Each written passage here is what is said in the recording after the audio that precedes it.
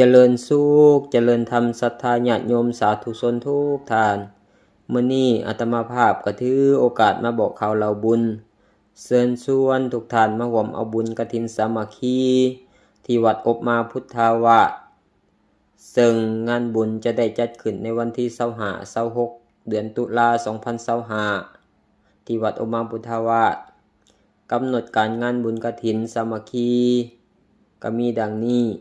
วันเสาร์วันที่25ตุลา2025ตั้งกองกฐินสามัคคีห้อยบุญห้อยความดีที่วัดอบมาพุทธาวาสเวลา 8:00 น.ตั้งกองกฐินสามัคคีห้อยบุญห้อยความดีที่วัดอบมาพุทธาวาสเวลา 17:30 หรือว่า17:30 น.ฟังสูตรพระปริตามงคลฟังพระธรรมเทศนาปัญญาปรมีเวลา 19:30 นุ่งขาวห่มขาวไหว้พระสวดมนต์แปลสวดเมตตาหลวงเจริญภาวนาฟังพระธรรมเทศนาจนถึงเวลาอันสมควรจึงได้พักผ่อนวันอาทิตย์วันที่26ตุลา2025เป็นมื้อทอดถวายผ้ากฐินสามัคคีที่วัดอบมาพุทธาวาส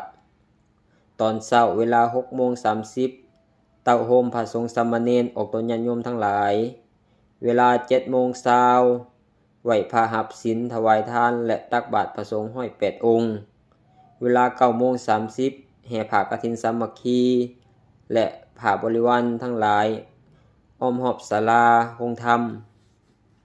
เวลา 10:00 น.ทอดถวายผ้ากฐินสามัคคีและผ้าบริวารทั้งหลายแก่พระสงฆ์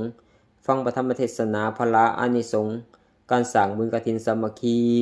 เวลา 11:00 น.ฆราวะรับพรญาติน้ำเป็นอันสำเร็จพิธีฉะนั้นจึงขอข่าวบุญกุศลอันใหญ่นี้มายังท่านทั้งหลายได้เกิดศรัทธาปัสสทะร่วมกองการบุญกุศลอันใหญ่ในครั้งนี้ได้ร่วมบำเพ็ญบุญญาบารมีร่วมบุญกุศลนำภูมิขาดทั้งหลายด้วยเถิดสาธุเจริญพร